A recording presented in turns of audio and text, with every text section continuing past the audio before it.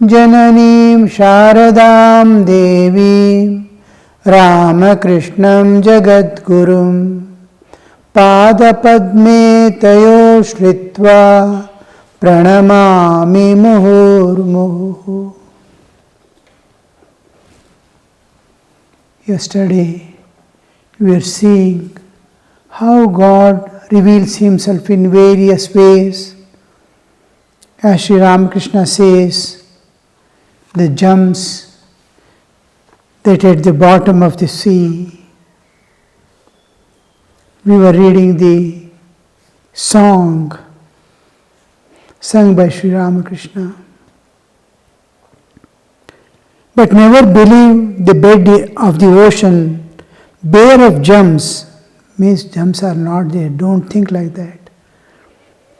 If in the first few dives you fail, most of us try to meditate for some time, and first mistake we do, of course, is to withdraw externally a little, slip inside, spend some time and come out. Everywhere we go inside a limited way, spend some time and come. We don't turn inward, we saw turning inward is essential and going inward is equally essential.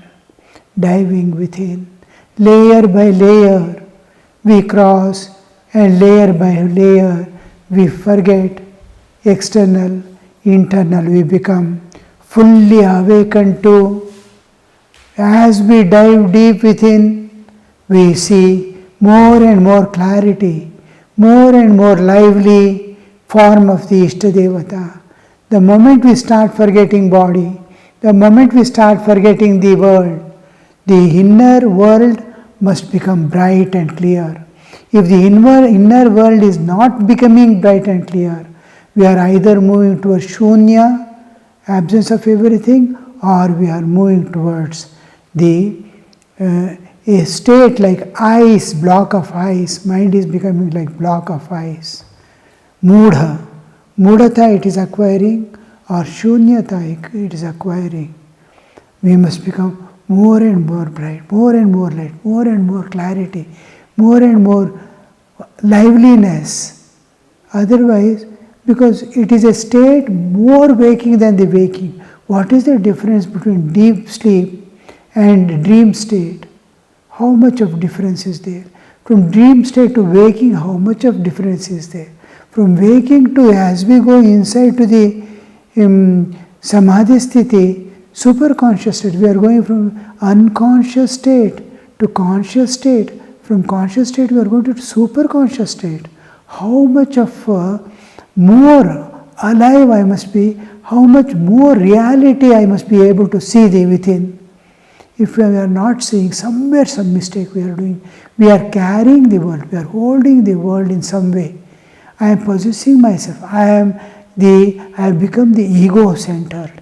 I have become the whole, my attention is towards myself, not towards the divine. I want to serve. That I is becoming the obstruction in the inner world that we pass through. When I started giving up myself and dive within, to search with longing, heart is the most important thing that awakens. Where are you? Where are you? That search begins. But leading is, of course, intellect. Intellect leads. Mind merges in intellect, and when the mind merges in intellect, no thoughts of the world. Even when we enter into dream state also, the world we are carrying there, here world we don't carry the world. All the impressions of the world in a latent state are manifesting in dream state, but in superconscious state, the reflections of the waking state, even reflections, memories, nothing remains. We are crossing all those layers. We are crossing the Manomaya Kosha and entering into Manomaya Kosha. The Manas is always associated with Chitta, memories. We are leaving the memories and mind behind.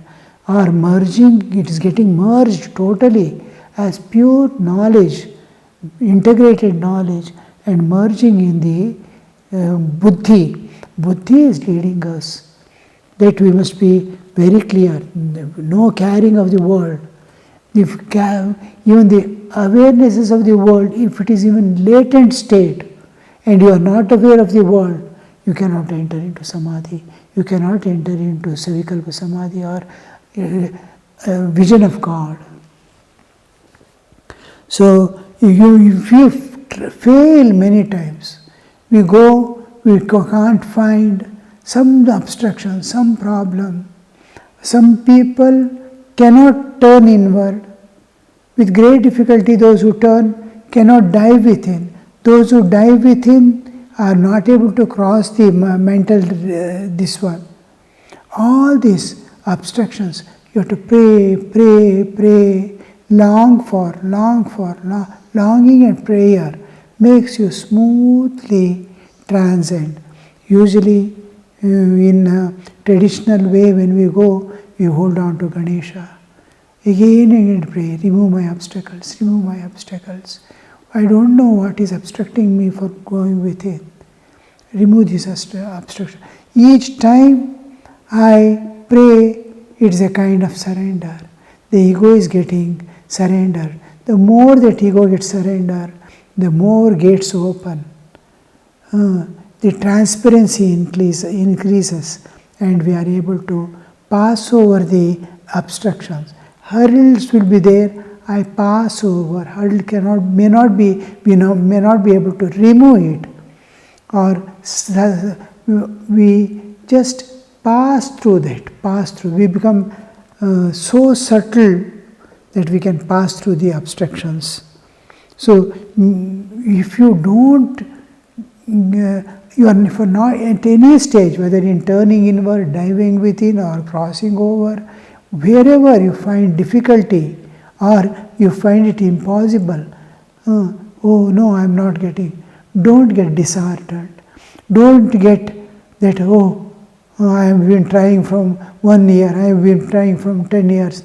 Don't get perseverance. Go on persevering. And with more and more enthusiasm, more and more efforts, then only we will succeed. So, whatever stage you are not able to climb to the next step, don't retire. Put more efforts. That was Ramakrishna.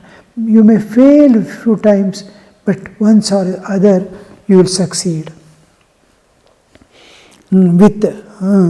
If in the first few dives you fail to reach the bottom, with firm resolve and self-control, with firm resolve and self-control.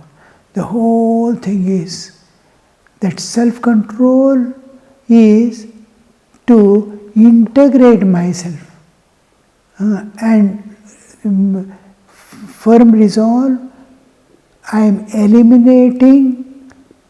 Most important thing is my strengthening my will. I am strengthening my will, and fear, anxiety. What is this? I am not able to get.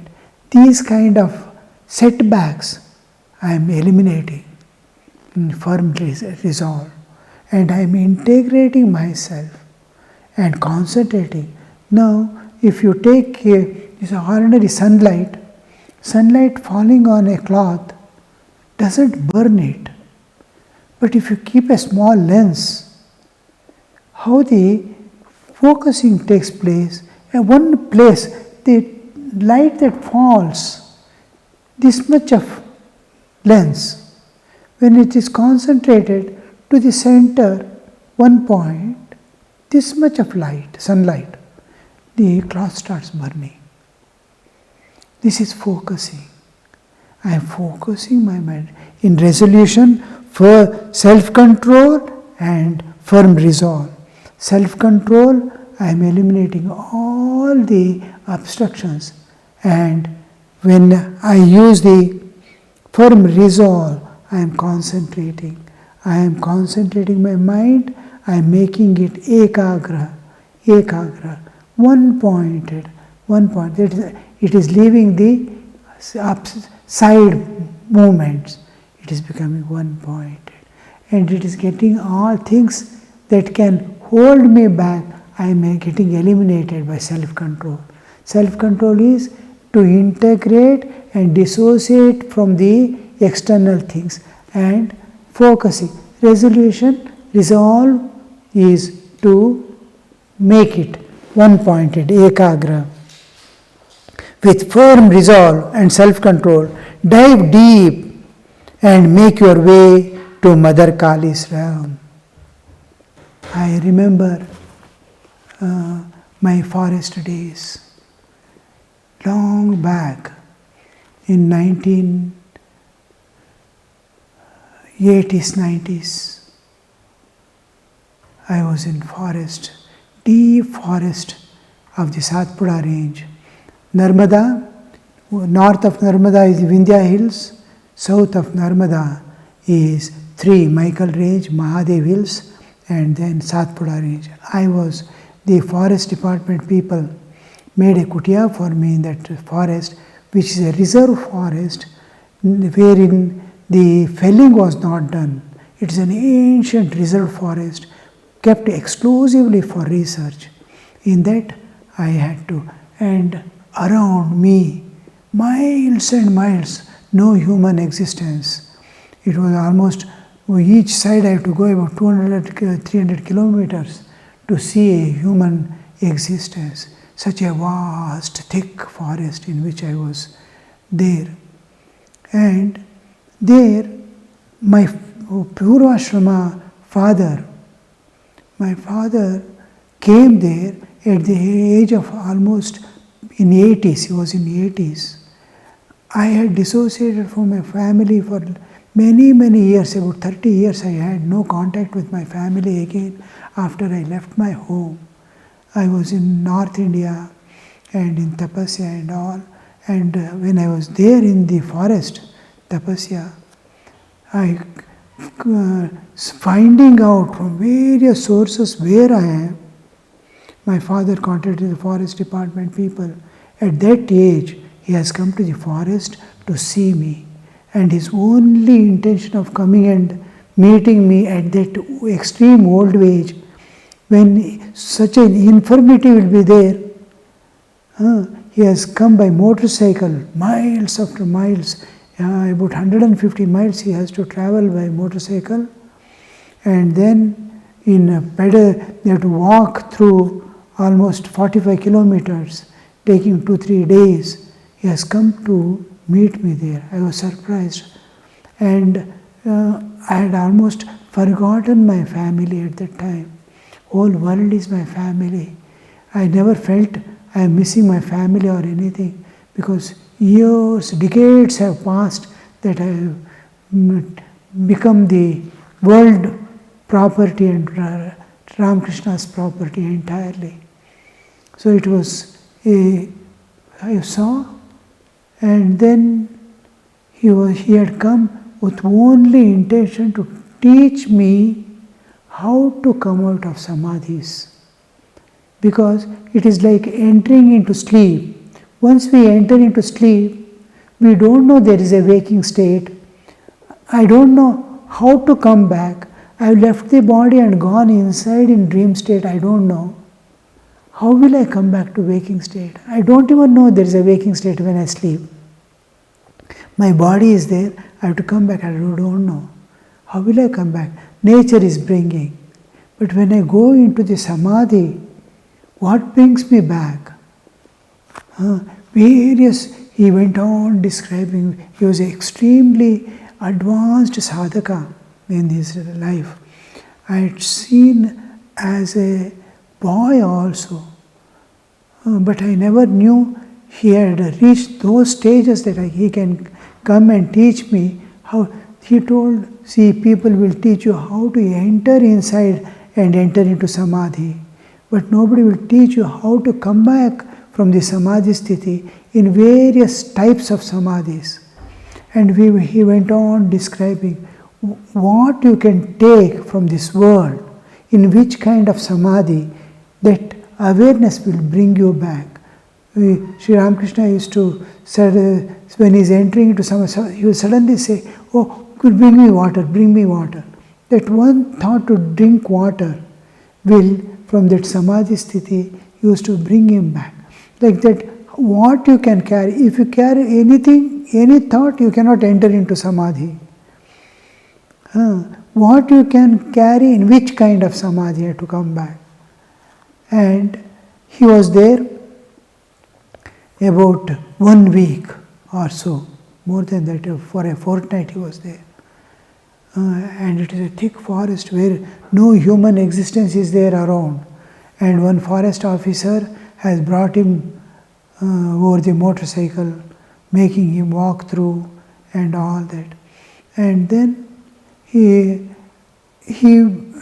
told many things. Some of things it was difficult for me to have access to that or try to implement at that stage where I was. Though I had transcended many of the limitations of entering into Samadhi, but it was all types of Samadhis I had not yet experienced, and I could keep some of them in memory, some I lost from the memory forever.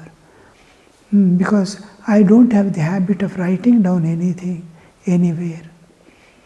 So that passed away time, and he was able to go back. He was preparing for his mind, and he had to tell all this when others are not there. Others means only another forest officer and another, his assistant was there, and both should not be there because it is something esoteric that he can't be told. Then I asked him, "Why did you not tell me all these things?" He said, "If I tell all this to you, it will be only an information, knowledge information. It will be not of use, nor it has any meaning for anybody in this world.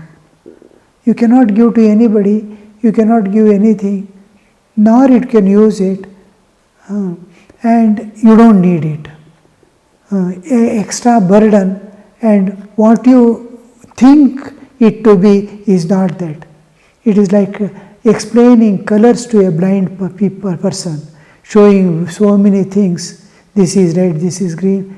He can never understand what it is. Like that you cannot understand, but you misunderstand and keep it." So like that, he told, and then the time was about 10 days had already passed, and the forest officer who brought also, he was also had to go, and every day we used to have evening Sandhya Arati. Wherever I stayed, even alone, the whole ashrama routines, without fail, I observed. Whatever I was practicing from my childhood days, morning 5 o'clock, wherever I am, whatever I am, whatever the state of body, mind, everything, I will be there sitting for meditation. When I was alone also, the time and this one, I used to feel God will be waiting for me at that time. I should not miss. So every evening, almost at sunset, there will be Khandana and Arati. He used to sit on an easy chair. One day, after that, we used to have bhajans for about an hour. One day, all of a sudden, he started weeping. We were surprised. Bhajans were going on. Then he started talking to the Divine One. He used to sit exactly in front of Sharda Devi. He started telling, "Mother, you have given me vision of so many forms of yours, but in this form, I have not seen you. Don't you reveal me in this form?" He started weeping. We were, he has come all the way into the forest. What will happen now? Nobody is able to console him nor go closer to him. Then we continued our prayers, this, that and all. Night, He was just sitting and with folded hands in the same, this one, easy chair, without shaking and going on praying and with open eyes sitting. Time passed. Slowly we saw how the things are going on. Night food time we called. He said, no, I am not going to come for food. Then what to do? He continued. Why I am telling this is with firm resolve and self-control. He sat there. He did not come for food. We somehow finished our food. We were waiting. Then slowly midnight came. He did not get up. And we were alarmed. We were finding it difficult to break the sleep and sit. Other two went for sleep. I sat for some time. I had to take rest. Another assistant came and sat with him. The night passed. Daybreak came. And we had our tiffin. He was not moving. Same state, he is sitting in the same easy chair with the same prayers. Mother, you have not revealed to me. Why? With pray, with same folded hands, he with open eyes, waiting. Evening prayer time came. Evening prayer passed. Night came. He is not moving. We got frightened. What to do? We brought food and kept in front of on his lap. He is not touching. He is not looking at that even. He is just gazing at the picture of Holy Mother. That night also passed. Next day came. He is without food, without water, and at the age of almost 82 or 85, he's in his 80s. And we thought, what is going to happen now? What is going to happen? Because no food, no water. And that night also, the first night passed, second night also passed, third day morning came, we had our tiffin, and the whole day passed. Again, evening, the bell was rung, the conch was blown, and then the arati began. Still he is not moving. We did the arati as usual. Khandana was going on, arati was going on. And then suddenly he stood up. From the day he is sitting, it is the third day evening. He has not moved from that seat. Suddenly he got up. And in great joy, his face was beaming, tears were rolling, and he was in ecstatic state of joy. And he had the vision of Holy Mother. Then he was totally consoled. Then when the arati was ended, and he was in the same state about 1.5 hours. Then we gave him water, he took water, and he came to the normalcy. Means how that? What is that resolution? Resolution. What does it mean? What does it mean? It means self-control. Not allowing the mind even to waver from what he has decided. Never it waver. How many we all are going and falling at his feet and again requesting him, trying to shake him, trying to move him, trying to talk to him. No, he is one vision, one view. And that's why he could attain all that as an ordinary householder working in some company for his livelihood. He spent his days, and attain the highest state. You see, this is what we call resolve. And with firm resolve and self-control, dive deep. Means, dive deep means I am leaving the bodily existence and entering into my core of my existence, where the spiritual world begins. I am just like I enter into deep sleep. How do I say? What do I mean by deep sleep? Deep sleep depth is measured. Depth is measured by your unconsciousness of the external world. How much you are unaware of the external world. Even if I call you when you are asleep, if I call you, if you don't reply, you are in deep sleep.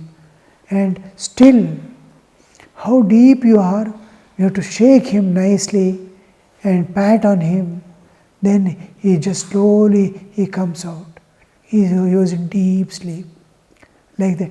Depth is unawareness of the external world, being unaware of the bodily existence and fully aware of the inner world. That world, that spiritual world. The next, dive deep and make your way to Mother Kali's realm. Mother Kali's realm of spirituality, realm where God manifests, where Mother, why does he use the term Mother Kali? Way to the realm of Mother Kali. When we say Mother Kali, it represents the static and dynamic aspect of the whole universe. The Shiva on which Kali is standing is the absolute existence. The Kali represents the whole of the relative existence, the entire universe. The entire universe, which is having 3 layers of existence, gross, subtle and causal, at all the planes of existence. And pertaining to that, the 14 lokas and the whole universe as it is represent. This universe, you see, because we are on the earth, we are finding the day and night, light and darkness. But in the whole universe, it is a dark mass with few stars here and there. If you just go away from the solar system, we are very close to one of the stars. We are on the earth, sun is one of the stars.